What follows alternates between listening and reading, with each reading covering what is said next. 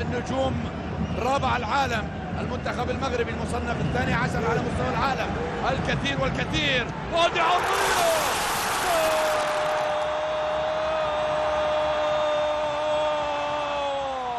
اسماعيل يا اسماعيل، اسماعيل سيباري يضع اسمه على لافتة التاريخ، على أول صفحات التاريخ، أول من يسجل في ملعب الأمير مولاي عبد الله بعد الافتتاح الجديد. التاريخ سيذكر الخامس من هذا الشهر، الخامس من سبتمبر 2025. إسماعيل سجل الأول في هذا الملعب لأسود الأطلس. شوف الجملة، شوف اللمسات، شوف التمريرة. عيني عيني على الأولاد، عيني عيني على الأولاد. شوف يوسف، شوف يوسف، شوف بالعمري حطها بالدقة يا عيني.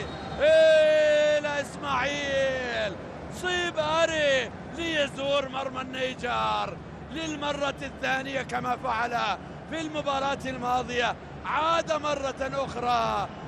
مرة أخرى بطريقة مختلفة، لكن النتيجة واحدة، الهدف يسجل لأسود الأطلس.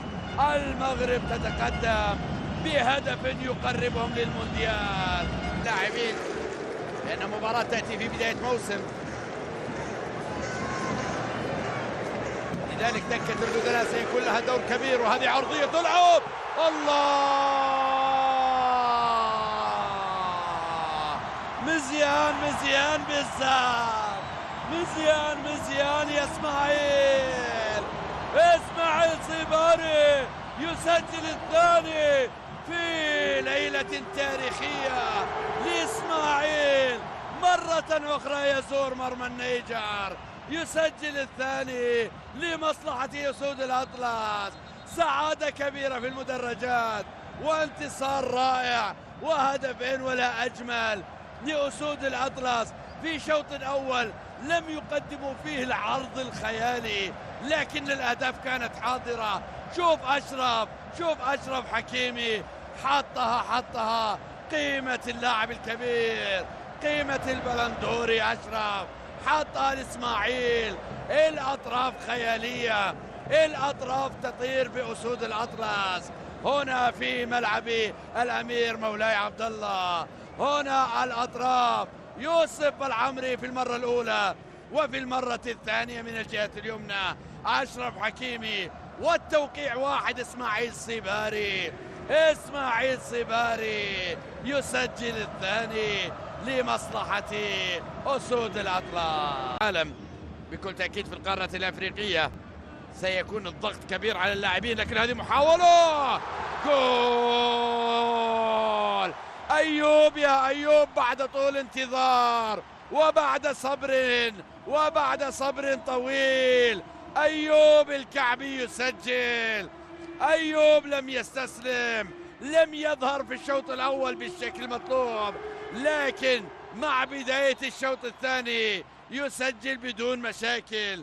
يسجل أيوب الثالث، الهدف الثالث يسجل ليطمئن المنتخب المغربي على النقاط الثلاث في مباراة أصبحت الآن احتفالية بالتأهل إلى المونديال في مرمى النيجر. سجل الأول والثاني من الكرات العرضية، وجاء الثالث بنفس الطريقة من مسافة أقرب، لكنه عن طريق نفس اللاعب يوسف العمري اللي يقدم مباراة غير عادية ويصنع الأهداف. وهذا الثالث يأتي من أيوب بعد طول انتظار وبعد صبر أيوب لم ينفذ، لذلك تواجد في المكان المناسب وسجل من خلالها بلال الخنوس. ما زال أناحي أيضا موجود في دكة البدلاء. عرضية تلعب على القائم الثاني عالية ورأسية، والرابع بالرؤوس يا حمزة، بالرؤوس في أول لمسة. حمزة إكمان يكمل ما بدأه البقية، ما بدأه إسماعيل وأيوب يكمله حمزة إكمان ويسجل في هدف جاء بالرؤوس من نايف أكراد، وضعها على رأس زميله حمزة إكمان ليسجل من أول لمسة الرابع يأتي لمنتخب أسود الأطلس، لمنتخب المغرب. شوف الرأسية، شوف وضعها، حطها أمام حمزة في الشباك. الرابع يأتي عن طريق البديل حمزة إكمان ليكمل ما بدأه إسماعيل وأيوب الكعبي ويسجل الهدف الرابع.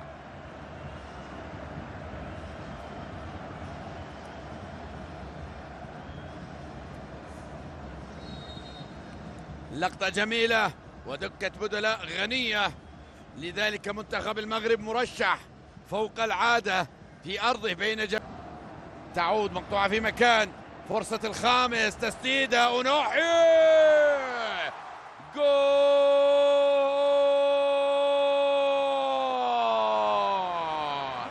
عز الدين أنوحي يسجل الخامس. خمسة وخميسة على الأولاد، 5 على أسود الأطلس. الله الله الله، خماسية في مرمى النيجر تنقل أسود الأطلس للمونديال.